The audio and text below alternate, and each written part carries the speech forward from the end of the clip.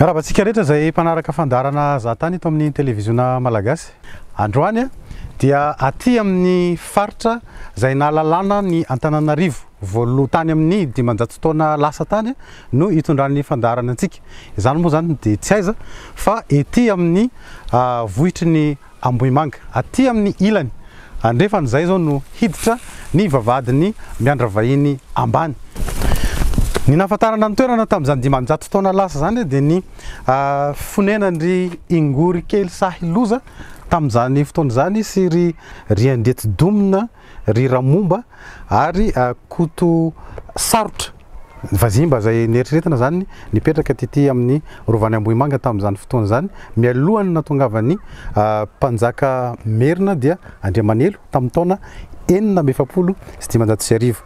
Fa amin'izao vanim-potoana misy antsika zao dia ity toerana ity lasa toerana nilazana azy moa dia harem-bakoka iraisana amin'izao tontolo izao, zany hoe patrimoine mondial de l'UNESCO ny toerana misy any Ambohimanga iray manontolo eo amin'ny 320 hectara eo. Tsy vavahadi-pasana akory no nivoako teto na fasana fa tahaka zao avokoa ny vavahady idirana. Ireto vavahady reto dia misy 420 izy manodidina nyty rovany Ambohimanga aty, fa ny vavahady dia ialoavan'ny adivory ato ambonimbony ato koa mandrapatonga amin'ny vavahady miandra vahiny ambony dia misy adivory.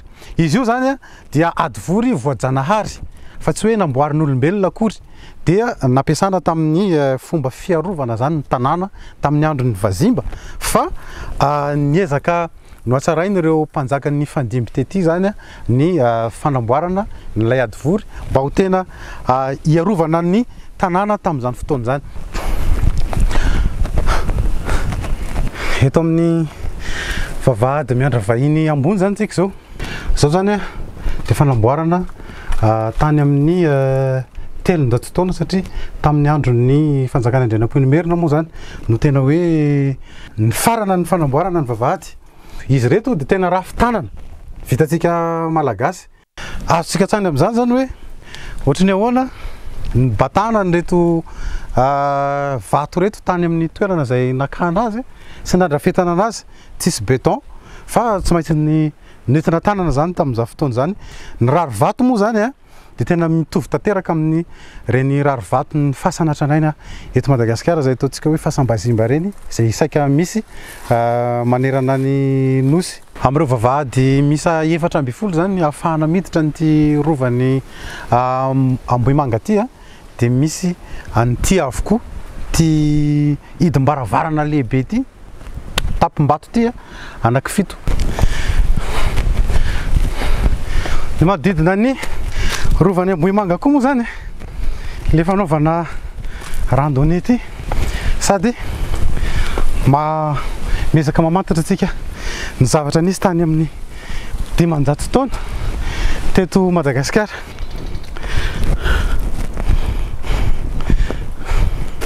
Le loharano misy antsika ety zany nantsoina hoe andrano maneto rehefa manao randonnée na mitsangatsangana ety amin'ny rovany Ambohimanga antsika. Tsara ny alalana zany fa tena tsena hoe andranomboangy. Raha mijery tsara antsika dia zao mihitsy ny fizotran'ny rano avy any amin'ny vatolampy any rehefa mitsika ao anatin'le nappe phréatique izy. Somary ritra kely moa zany izy zao satria ny andro ao anatin'ny lohataona antsika eto Madagasikara dia miena ilay loharano zany.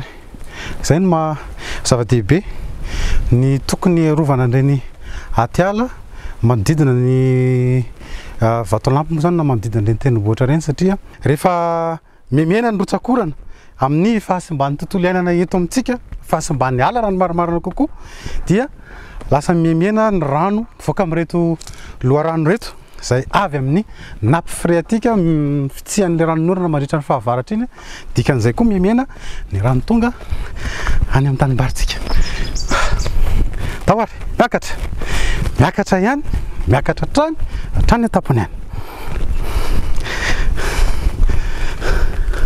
300 metatra teo eo raha avy any ambany zany, izay ditongotra nataontsika zay. Fa zao ty toerana ity ny tena mitovy aminy zany ohatra ny akory na sifotra ozy izy tsika de raha azo antsika sara tsaina anazy io zao ny tanako de eto zany tsika zao de tsika teo tany ambany miodina ohatr'izay zany de mandrapatonga any ambany miodina mivelatra zay vao tonga any ambany any indray de eto amin'ny tapony tsika zao hiakatra any amin'ny tendrony ny toerana moa zany dia tahaka ny patrimoine mondial rehetrarehetra tsy maintsy miaraka amin'ireo mpitaridi mba ahafahantsika mahazo tsara ny fanazavana an'ireo zavatra misy atsika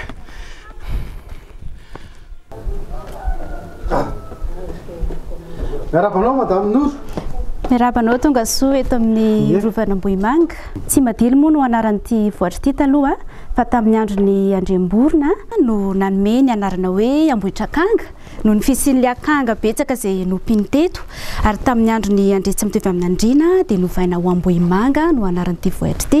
Ambohimanga moa zany dia midika hoe vohitra tsara, vohitra mahafinaritra. Dia teto Ambohimanga dia efa nisy rova anankitelo. Nisy ny rovan'ny Bevato, nisy ny rovan'ny Nanjakana ary ny rovan'ny Mahandry izay hito mbola hotsidihantsikito ito. Izany hoe ny rovan'ny Bevato sy Nanjakana efa tsy hitantsika intsony satria tamin'ny andron'ny Ranavalona voalohany dia maya ireo rova ireo. Maromaro ireo fanjakana no tanisana zany tamin'ny andohan'ny fandarana ity. Ireo rehetra ny tanisainy Nour teo ireo zany dia tao anatin'ny mandrapatonga tany amin'ny Andrianampoinimerina zany dia tao anatin'ny ady an-drano na guerre civile zany ny fanjakana teto Imerina tamin'izany 1700 sy arivo hatramin'ny 720 sy 720 dia nifanisy zany zay ady an-trano tanatin'ny fanjakana Merina zay teto afovoantany. Hatramin'ny 770 sy 700 no tsy nandaka teto moa zany mpanjaka Andrianampoinimerina satria tamin'izany fotoana zany dia novana tena Tananarivo renivohitra ny renivoham-panjakana. Ity fahatrombo ity isan'ny singa ray izay hita eto amin'ny vohitra Ambohimanga. Ato no apetraka ny omby volavita na hoe omby mazava loha, azo lazana ihany koa hoe omby malaza na omby mena. Ato napetraka ilay omby indray andro sy indray alina mialohan'ny hamonoana azy atsafidasiana. Ity zany fipetrahana sakafon'ilay omby. Dia ity koa misy tibasina atao vorovory matanjaka tsara izy ity. Ity nazona hoe fiotroran'ilay omby indray ity. Rehefa alohan'ny vonoina izy dia somary stressé kely iny dia ity zany mifakany an'ilay ny stressiny. Zay mihitsy. Dia hitsidika ny rovan'ny Mahandry ao anatiny amin'izay antsika ary. Dahoary. Lehibe ihany le toerana. Lehibe asa mandritra ny adiny firy eo no tena fanaovanareo le circuit. Eo amin'ny 20 minitra. 20 minitra. Eto amin'ny rovan'ny Mahandry zany dia mahita lapa anankiroa tsika. Ty lapa maintimainty ny lapan'ny mpanjaka Andrianampoinimerina Mahandry Hono no anarany. Anaran'ny trano io. Mahandry Hono. Mahandry Hono. Anaran'le rova Mahandry. Fa anaran'ny lapa Mahandry Hono. Dia tamin'izany fotoana izany misy fomba fidirana eto amin'ity lapa ity rehefa miditra eo afaka miditra ao anatiny tsika ka. Tamin'izany fotoana izany rehefa miditra eo dia tongotra ankavanana no miditra voalohany mariky mifanajana. Ohatra antsika izao rehefa miarahaba olona dia ny tanana ankavanana no amena. Dia rehefa mivoaka indray dia mihemitra sady tongotra ankavia. Ny dikan'ilay mihemitra tsy azo todihana lamosina mpanjaka fa hatrehana foana. Mariky mifanajana ihany koa zany zay. Dia izao mihitsy ny endriky ny tranontsika malagasy teto avoantany tamin'izany fotoana izany. Tsy nisy rihana, tsy nisy efitrefitra fa dia efitra tokana ihany. Dia ato daholo zany ny efitrano fisakafoanana, fandraisam-bahiny, efitrano fatoriana. Ho antsika mpijery moa zany tsara ny alalana fa tsy afaka miditra ato ny caméra mba ho fitazomana ny tsiambaratelo ny zay fomba mampanao antsika malagasy zay sy ny ato anatiny fa alao sara an-tsaina fotsiny hoe ny trano moa zany mitodika makany andrefana. Mitodika andrefana. Atsimo andrefana ny varavarana ary ny varavarankely dia avaratra andrefana. Dia ilay fandriana lehibe ny resahana teo aty amin'ny ilany atsimo. Iny fandriana vadiny iny. misy azy dia ny anazy a ato amin'ny ilany varatra atsinanana no misy azy fa aty amin'ny ambony misy totohatra zany miakatra aminy somary avo toerana izy ato eo amin'ny 2 metatra eo angambany mialan'ny tany misy azy ty dia misy fitaovana be dia be ato nampiasana tamin'izany daholo ve reto fitaovana reto Noro dia hitantsika ty dia tamin'ny andro ny mpanjaka Andrinampomerina misy vilia sy vilany vita tamin'ny tanimanga lavalava ny varavarakely dia ato amin'ny ilan'ny avaratra indray misy azy avaratra andrefana indray misy anazy ny fatana dia fatana anankiroa zany ny ato fa misy support vato anaky 5 dia ato amin'ny ilany andrefana no misy ny fitaovam-piadiana rehetrarehetra ny lefina ny aro vatana ny aro tratra zany ny misy lefina anaky fitsika zany zao anaky enina ny ato anatiny dia ny ato amin'ny ilany atsimo indray misy ny fitaovana rehetrarehetra ilaina amin'ny fandrahoana ilay karazana totohatra zany miakatra amin'le rihana farany ambony ary amin'ny 5 metatra ry farany avo indrindra amin'ny ilany avaratra atsinanana ty trano ty zany no misy an'ilay fiafenana misy karazany antsy 1 2 3 4 5 6 7 ny ato miaraka amin'ny angady eny ary ohatra zao ndray zany rehefa mivoaka zany hoe tongotra kavia zay vao mivoaka marika fanajana tamin'ny andro mpanjaka fatandreo sao mijery tamin'ny andro mpanjaka no nanao an'izay zay zany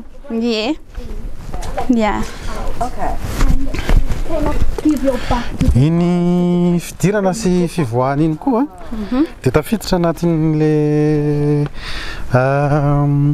ny fomba zany fomba fiafenana satria raha jerena zany le raha jerena le diatongotra dia ohatrany hoe niditra tao ihany le olona nefa efa mivezivezy izy nivoaka teo dia tongotra anankiray ihany no hita mandrosy mivoaka tao anatin'le trano ty lapa ty indray ny lapany manjaka miadana toa le manjaka miadana tany amin'ny rovany Madagasikara tany zany ny mpanjaka vavy no tena mipetraka ranavalona faharoa io zany hoe tamin'ny andro navala voaloha efa nisy lapa ohatran'izao teo farava fa Français Jean Laborde no nanorona vaovao indray ao any ranavalona faharoa zany hoe tamin'ny 270 no niorony ty manjaka miadana ty reto lapanako reto lasa mode moderne raha tato zany somary atoko hoe fitaovana tranotranaina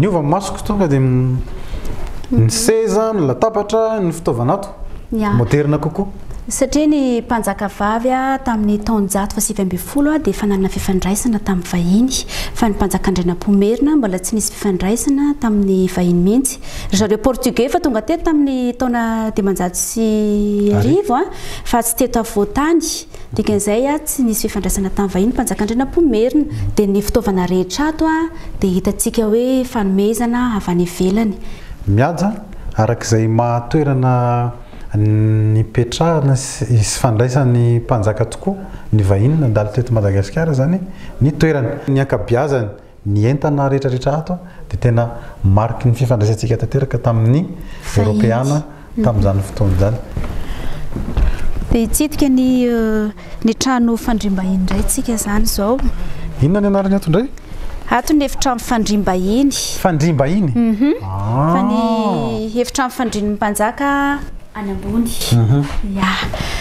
atsika moa zany mahita farafara anankiroa farafara miendrika sambo hoe lit bateau dia misy koa ty fandriana crety antsoina hoe lit baldaquin dia anankiroa ihany zany fandriana tetsika ato ka nafiry vahiny tonga eto dia antonona tsara ty fandriana anankiroa ty satria tamin'izany fotoana zany ny olona zany tsy matory mitsilay satria matahotra izy hoe izay no le position des morts dia matory miorirana zany ny olona sady raha sendra misy trangan-javatra miseho tapoka dia iny moramora ny itsanganana dia tsy mba matory mitsilay ny olona fandrinao n'olona tokana fa arak'izay hoe fomba fiainana tamin'izany fotoana dia olona efatra zany tafiditra amin'izy ty nitsidika ny efitrano fivorian'ny ministra tamin'izany tsika tamin'izany fotoan'izany moa anankivalo ihany nisan'ny ministra tamin'ny fotoanan'izy io tamin'ny fotoanany Ranavalona faharoa no resahantsika zany rehefa miresaka amin'ity lapy ity tsika ny analo tonga dia mahasarika anahy le nitazamaso rehetrarehetra ny vue fa tamin'izany fotoan'izany rehefa te hijery ny vue zany a dia tsy maintsy mivoaka eny amin'ny lavarangana mihitsy Premier ministre Raniarivonina moa no mitarika ny fivoriana tao tamin'izany a dia izao ndray zao tsika dia hitsidika ny efitrano fandrinan'ny mpanjaka Ranavalona faharoa ia mahafinaritra be makany varatra atsimo makana zay ny fandriana ato zay ny fandriana ato tsy mitovy amin'le fandriana tao amin'ny efitrano mpanjaka andrinam-pomerina fa ny mpanjaka vavy a efa nanana fifandraisana tamin'ny vahiny tsy nanaraka loatra tsony an'le hoe ery amin'ny zorona ary ny kidoro a kapoaka ozy izy tsika na hoe pamba no nanasesefana ny kidoro tamin'izany pamba rehefa nitsidika an'reto lapa ny Ranavalona faharoa mpanjaka vavy reto zany a dia tena hita manamarika indrindra n'izay fifandraisana zany tamin'ny ireo firenena tandrefana eto amintsika amin'izao fotoana zao eto ndray tsika dia mahita an'ireto tangoro pasana ireto zany hoe rehefa ny ambony mpanjaka dia nafenina teto fa tamin'ny 570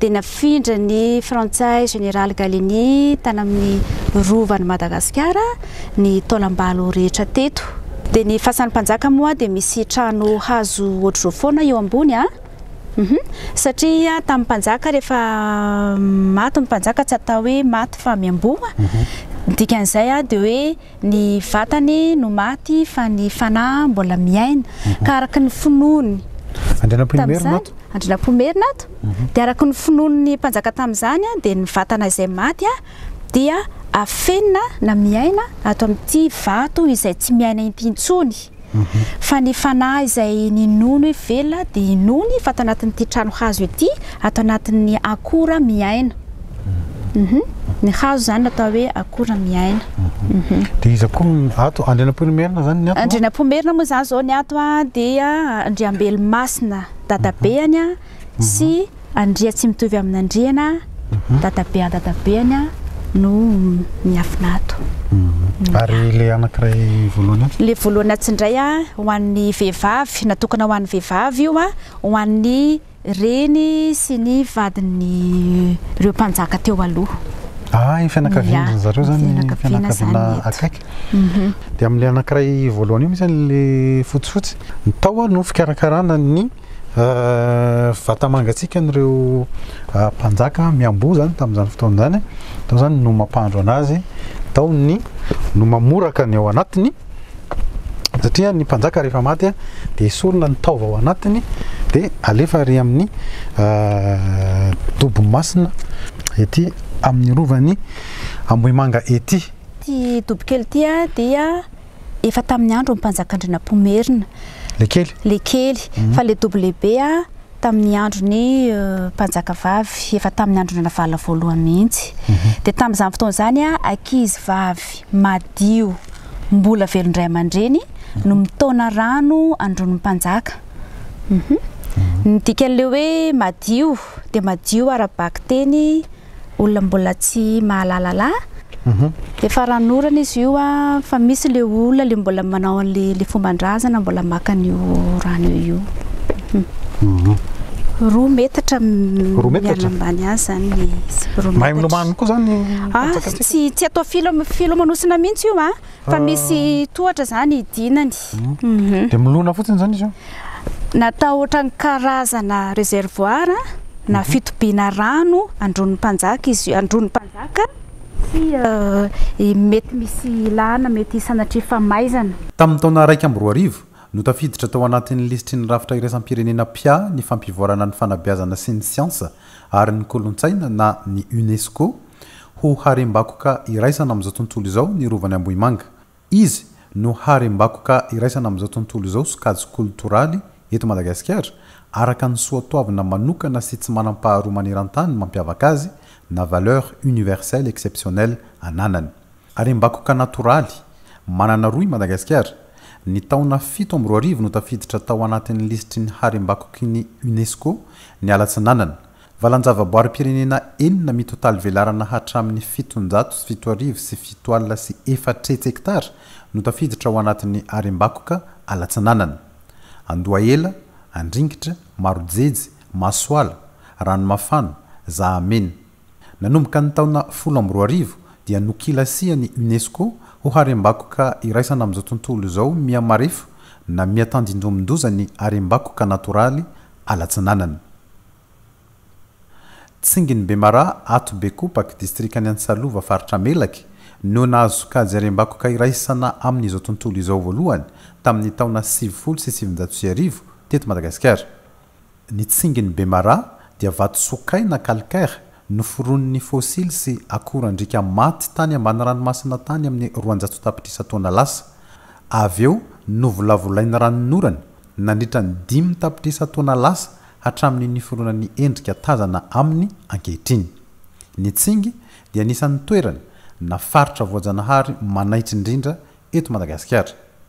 Manakarazam-biby 477, 337 zava-maniry. I Bemara no sy ny benindranon'ny faritra iva manodidina azy hatrany manambolo maty ka nisokajina azy ihany koa ho faritra mando eto Madagasikara. Noho ny toetoetra ananan'ny Bemara saika itovizany amin'ny faritra amin'ny ilany andrefan'ny Madagasikara dia valanjavaboarin'ny pirenena 5 no neken'ny komity mpandinika ny harem-bakoka iraisana amin'izao tontolo izao handrafitra ny alandrefana ao anatin'ny lisitry ny harem-bakoky ny UNESCO nandritra ny fivoriana 5 natao tany Riyad, Arabie Saoudite ny 10 hatramin'ny 5 ny volana septambra 2022. 7 sy 307 hektara rehefa tambatra ny velaran'ny tsy manam-pesotsy Alamikea, Bemara, Ankarafantsika, valanjavaboarin'ny pirenena sy tahirin-javaboary manokana réserve spéciale Ankarana, Analamerana tafiditra ao anatin'ny harem-bakoky ny UNESCO iraisana amin'izao tontolo izao na patrimoine mondial de l'UNESCO ao amin'ny alandrefana. Marabanao monsieur le DG. Rabatopko. Averiko fanondroana le fiarabana tamin'ilay fahazahoana ny patrimoine mondial de l'UNESCO teto anivon'ny MNP, Madagascar National Parks. Mankasitraka indrindra. Eny ary tompoko. Anaky efatra be izao ny valanjavoarim-pirenena miampy n'ilay réserve naturelle anankiroa, zany hoe efa ho 7 hektara nahazo ny sokajy ho vakoka iraisan'ny pirenena, vakoka maneran-tany sokajin'ny UNESCO moa zany.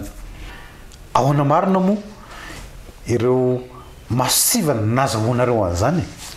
Ny zava-dehibe dia izao misaotra aloha amin'ilay fiarabana. Dia za koa eto dia miarahaba ny firenena malagasy. Mpitondra fanjakana ny ministera fa dia nahazo label anankiray indray zany tsika dia io label ny alandrefana io.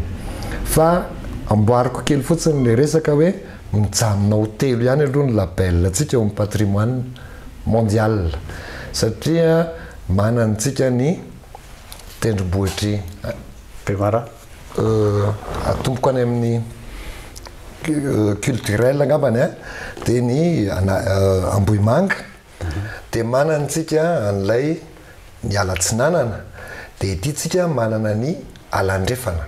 Tena miangavy ianareo aza amin'ny teny hoe la forêt de l'Ouest fa ny anarany dia hoe la forêt andrefana. Au niveau de l'UNESCO dia forêt tsy zany fiantso tsy ouest mihitsy. Le anankiray forêt atsinanana. Atsinanana. Dia le anankiray forêt andrefana. Fa tsy ampiasaina le teny frantsay hoe ouest na est. Écorégion izy ny terme scientifique eto amintsika mizara roa. Tsy roa fotsiny moa fa ireo fotsiny navahako hoe misy ny alatsinanana dia misy ny alandrefana. Zay tonontsika matetika amin'ny hoe alamaika. Amin'ny ankapobeny nahazo an'ity label anankiray ity tsika dia ny patrimoine de alandrefana zay tsy inona fa fanitarana an'ilay label efa azontsika tamin'ny taona 770. Tamin'ny taona 770 no lasa patrimoine mondial ny valan-javaboarin'ny Bemaraha. Dia itsika nanosokevitra ary tanteraka izy ankehitriny hoe fanitarana an'io Bemaraha io dia nataontsika hoe alandrefana. Fepetra 20 no ahafahana mamaritra ny toerana ray na faritra anankiray na zavatra anankiray ho atao vakoka maneran-tany. Bazanao tany sainy ave zay inona daholo? Tsy haiko tsy anjery fa zao ny enina voalohany dia mahakasika ny vakoka culturel. Ny enina farany dia mahakasika ny naturel. Fa ity alandrefana ity dia zao 3 critère mamaritra azy. I Bemaraha tamin'ny fotoan'androny dia ny fahafito zay hoe tranga manokana, fiseho manokana, zavatra manokana amin'ny ankapobeny, zay le critère 7 io no namaritana amin'ny Bemaraha. Dia ny tarintsika Bemaraha satria manampy critère anankiroa tsika dia resaka zavaboary ny ao anatin'ireo. Raha tsorintsika dia hoe ny fiavahany, ny biodiversité ananany, zay lazantsika rehetra zany dia faritantsika boriboritsika ohatra zay fotsiny le izy. Fa raha ohatra moa misy ny scientifique moa dia mahafantatra ny antsipiriany, fa raha misy te azo ny antsipiriany dia afaka manana documentation amin'izany tsika. Averiko fona anaky enina ny hoe faritra arovany tafiditra moa zany valan-javaboary pirenena parc national misy an'iny daholo ny faritra rehetrarehetra. Fa zao inona ny nataonareo dingana tsy maintsy ny lalovany Madagascar National Park sa hoe nazahoana ny hoan'io satria tsy maintsy misy kosa aloha ny ady sy dingana na rahanareo tao anatin'izay zavatra zay. Dingana lavabe natrehana tao anatin'io zavatra io. Ho fiteniko aminao anatina teny 3 na daty anaky 3 fotsiny io zavatra io. 790 vakoka maneran-tany ny valan-javaboarin'ny Bemaraha. Talohan'izay 1927 efa nisokajiana ho réserve intégrale tamin'izany. Réserve naturelle intégrale izy tamin'izany fotoana zany. Dikan'izany dia tsy azo hidirina, tsy azo atao ninina, tsy azo kitihana, tsy azo atao ninina. Zavy zay. Tamin'izany izy tamin'izany fotoana. Taty aoriana izy nataontsika valan-javaboary. Dikan'izay azo anaovana zavatra toy ny zahatany. Zany hoe ny lalàna no mametra azy amin'izany. Tafiditsika tao anatin'ny vakoka maneran-tany izy 790. Taona 7 tanytsika nanomboka niketrika ny hoe andao hitariny ty dia andao atao ny alandrefana. Mitovy amin'izany ihany koa ny alatsinanana efa talohan'izany ary. Dia tamin'ny taona 124 tonga taty amin'izay ary ny UCN nanara-maso hoe tena marina ve ny voalazantsika tao anatin'ny antotan-kevitra. Fa tao anelan'elan'izay efa nanantontsika ny isan'ambaratongany na vondron'olona ifotany io, na ny fokotany io, na ny commune io, na ny district io, na ny faritra, nanao an'le ataontsika amin'ny terme filaza teknika hoe consultation publique. Efa nanao an'izany rehetrarehetra zany tsika mba haneken'ny rehetra satria tsika eto an-toerana aloha mila manaiky voalohany zay vao manaiky ny maneran-tany. Dia nanao an'izany tsika dia tafapetraka daholo ary reny zavatra rehetra reny tiany tena tsara indrindra. Fa nandritra nyzahay tamin'ny riady satria mpanetretena ny ilazany eto fa dia nanatrika an'le fanapahan-kevitra tao ny tenanay. Fa nandritra nyzay tao ny tsika rery ny fohy indrindra 10 minitra fa fitian'ny UCN hoe ity ny mahazava-dehibe any Madagasikara io ty ny tsika rery ny tsisy fanovana. Fa ny tsika tao anatin'ny 10 minitra dia ozy izy ny mpitantana amin'ny fivoriana hoe izy amin'ny manana olazaina dia tsy fanakianana tompoko no azotsika. Fa firenena 3 zay tokony hisorantsika angambany: Grèce, Mali, dia nisy anankiray fahatelo zay ao anatin'le komity mpanapaka. Ireo ny tonga dia niteny hoe tsy manana olazaina zahay fa dia mankasitraka amin'ny Madagasikara dia manohana ny tahirikevitra Madagasikara zay fa tao aorianan'izay dia ozy izy nipitarika hoe iza manana fandavana tsy misy miraisy ny marteau ohatran'ireny amin'ny anteny merina sy ny fitsarany ireny kapohany marteau hoe lany tehaka fa nitangoronan'ny olona zay dia mila isorana koa ny firenena Congo ny ambassadeur ny Congo any amin'ny UNESCO tonga ny arahabanay manokana teo izy mankasitraka amin'ny Madagasikara fa hianatra aminareo zahay fa ainareo no nanao an'le tahirikevitra dia averiko ihany atsika malagasy io étape-partie ny fiteny azy dia i Madagasikara manana ministère anankiroa zany tsika ny tompon'antoka ao anatiny serasera sy ny ministère ary ministère ny tontolo iainana sy ny fandrosoana lovainjafy dia eto dia miarahaban'ireo ministère anankiroa ireo ihany koa fa zahay dia iraka fotsiny ihany mpanatanteraka fa ianareo no tompon'ity label ity kasitraka rehefa atambatra ny velaran'ny faritra na valan-javaboarin'ny pirenena misy 12 tafiditra anatin'ny harem-bakoky ny UNESCO dia mahatratratra amin'ny 7 sy 1 tapitrisa mahery hektara amin'ireo valan-javaboary 770 tantanin'ny Madagascar National Parks. Ny sokajy apetraky ny rafitra iraisam-pirenena amin'ny faritra sy zavaboary amin'ny firenena iray dia mampitombona manery ny fanamafisana ny fiarovana ny toerany, mampirisika ny mpamatsy vola amin'ny fampanjariana ny fiarovana ny tontolo iainana, mora sarena mpizahatany ho tonga eto amintsika. Tadidio fa rehefa mitsidika namandalo amin'ny toerana irensika dia ho anatin'ny faritra voaro iraisam-pirenena ka tsara ny hananany tsirairay fiovam-pitondratena sahaza sy mifanaraka amin'izany isy ny fahatsiarovantena ho azy amin'ny fampaharetana ny vakokintsika. Tahaka ny rova rehetrarehetra eto Madagasikara moa zany ao ny fasana, ao ny lapa sy ireo fitaovana manodidina an'izay fa aty ivelany koa amin'ny rova dia misy toerana tsara ho fantatra koa dia iaraka amin'ny Sébastien antsika anazavan'ireo toerana nyteneniko teo ireo. Inona moa le hoe fidasiana? Ny toerana misy atsika eto zany natsoina hoe fidasiana.